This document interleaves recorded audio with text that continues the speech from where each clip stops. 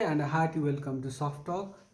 In this episode of the program, I'll be talking about the government move of lifting the lockdown imposed to control the coronavirus pandemic. So let me start. As the festive season starts in Nepal, a very serious humanitarian disaster uh, stares us all. And as always, we the people and the state are ill prepared to deal with that disaster. The situation this time around is more serious than in the past. Floods and landslides used to destroy our lives around this time of the year in the past as well. Hundreds would die and thousands would become homeless, even landless, in natural disasters, aggravated all the more by mindless development activities conducted with utter disregard for environmental fragility. For the survivors of this year's natural disasters turned all the more disastrous due to the human desire to tame Mother Nature and the near absence of the state in the lives of some of the most vulnerable communities in one of the most climatically fragile countries. The ordeals are far from over. For thousands pushed into camps with their farmlands turned into beds of sand and landslide debris, problems are all too many. Food and potable water are in short supply, while miseries are aplenty. Spectres of several vector-borne diseases like malaria, dengue, and cholera have put the lives of survivors, especially children, women, and senior citizens, at grave risk. Here, I would like to read a report published recently in My Republica. A portion of the report published in the Daily on July 19 reads thus: nearly 4 million people in India's northeastern state of Assam and neighboring Nepal have been displaced by heavy flooding from monsoon rains, with dozens missing as deaths rose to at least 189. In neighboring Nepal, the government asked residents along its southern plains on Sunday to remain alert as heavy monsoon rains were expected to pound the country, where more than 100 have died in floods and landslides since June. Report further reads some 110 people were killed and another 100 injured as landslides and flash floods washed or swept away homes, upended roads and bridges, and displaced hundreds of others in 26 of the country's 77 districts. The report quotes a Home Ministry official as saying that the death toll from these disasters was expected to rise as 48 people were still missing. I read this report, part of it, just to make the audience understand the gravity of the situation. As it rains cats and dogs and the pandemic looms, the state is too far away. The Nepali state is too far away and far too busy, and so is any sort of relief. All it can do, all, all it, the state can do is to ask its peoples to stay alert. In fact, the state has become that student who almost who almost always remains absent from class because he has not done his homework.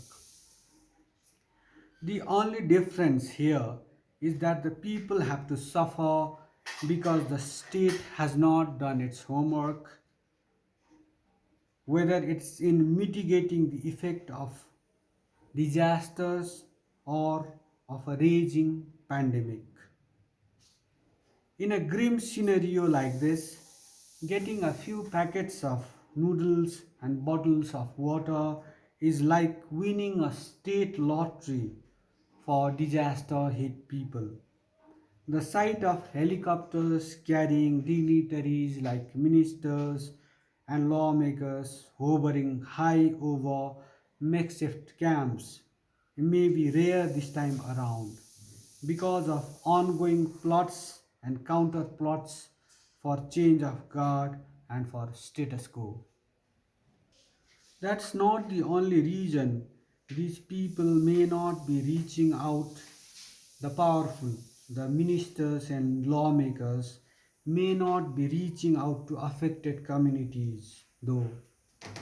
With the coronavirus pandemic on the loose and putting these people at increased risk of transmission, forget about the possibility of these dignitaries coming to meet you, asking you all how you are doing and taking sweet selfies, wifis with you guys and your children for the sake of good times.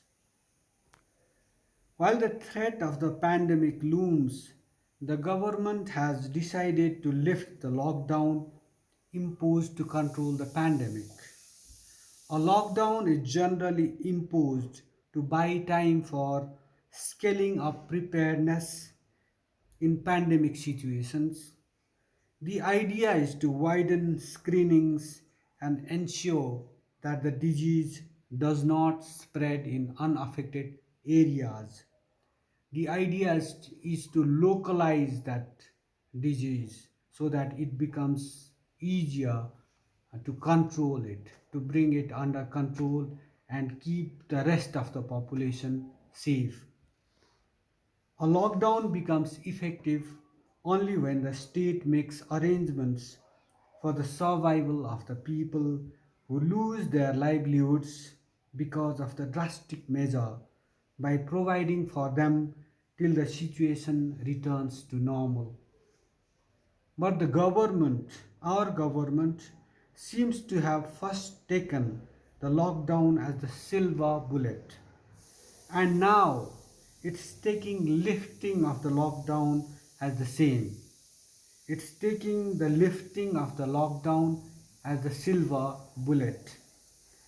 Both approaches are wrong.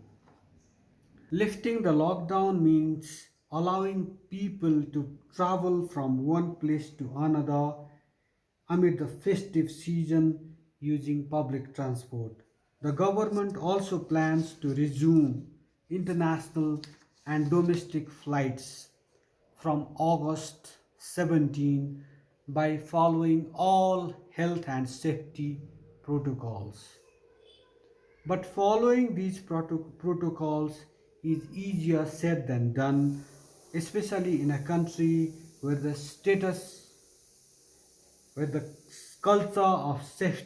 where the status of culture of safety leaves much to be desired. It needs no expert to say that this move will help the dreaded virus make inroads into unaffected areas of the country, increasing the threat of community spread all across the country. In the worst case scenario, in the worst case scenario, this lifting of the lockdown, this easing of the traffic movement, vehicular movement, will help the dreaded virus make inroads into unaffected areas of the country. It should be noted that a recent study, let me just draw from a recent study of wastewater samples taken from different parts of the Kathmandu Valley. This study found traces of the virus, the coronavirus, giving indications of community transmission, community spread of that virus, the coronavirus. This act of lifting the lockdown may put the whole of Nepal's population at increased risk in the worst case scenario again, given that health and safety measures remain largely on paper in this part of the globe, whether it's in normal times or in pandemic situations.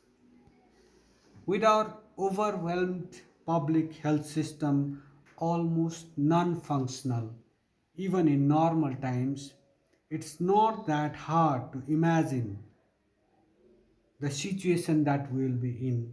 Will be in a very difficult situation, will be very vulnerable uh, if this amid this situation, because our public health system is non-functional, almost non-functional even in normal times. So one can imagine how it is working in this pandemic situation. So despite lifting, gradual easing of the lockdown, we all would do well to know to not throw caution in the wind. We all would do well to take adequate precautions to protect ourselves, our families uh, from this dreaded virus. Remember this, we will be mere statistics for the state if we die from coronavirus. We will be mere statistics for the state if we die from coronavirus. While for our near and dear ones, our death will be a colossal loss. So, even when there's no lockdown, stay safe, stay alert, and stay healthy because the threat still looms large. On this note, I wrap up this edition of Soft Talk. Please like, comment on my presentation, and subscribe to my channel.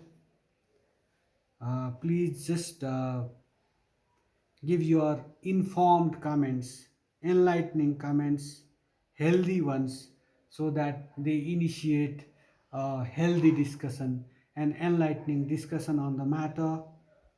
Uh, on this note, I wrap up this presentation. Thank you for watching.